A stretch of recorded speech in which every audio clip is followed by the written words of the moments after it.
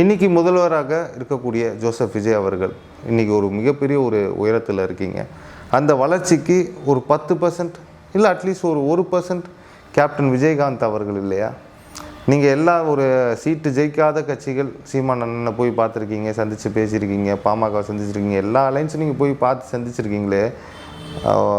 Captain குடும்பத்தினரை போய் சந்திச்சிங்களா? அவங்க என்னங்க பண்ணாங்க? உங்களுடைய வளர்ச்சிக்கு முழுக்க வந்து ஆரம்ப கட்டத்தில் வந்து கேப்டன் அவர்கள் ரொம்ப சப்போர்ட்டிவாக இருந்திருக்காங்கன்னு உங்கள் தந்தையார் பல இடங்களில் சொல்லியிருக்காரு. அட்லீஸ்ட் நீங்கள் ஜெயிச்சதுக்கப்புறம் அட்லீஸ்ட் அவருடைய கல்லறைக்கு போய் நீங்கள் மாலை செலுத்தியிருக்கலாம். அப்படி இல்லை என்றால் நீங்கள் வந்து அவங்க குடும்பத்தை நீங்கள் சந்திச்சிருக்கலாம்.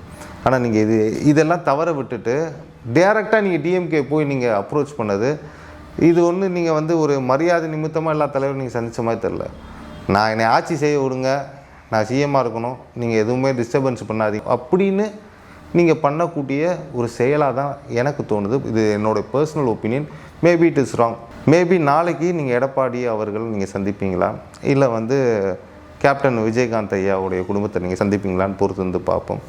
பட் டு பி ஆனஸ்ட், எனக்கு பார்க்குறப்ப ஒரு டிஃப்ரெண்ட்டான ஒரு நெகிழ்ச்சியான மூமெண்ட்டாக எனக்கும் தோணுச்சு. பட் ஒரு ஓரத்தில் எனக்கு இதுக்கு பின்னாடி ஒரு அரசியல் இருக்குமோ அப்படின்னு ஒரு பத்திரிகையாளராக ஒரு கேள்வியும் எழும்புது.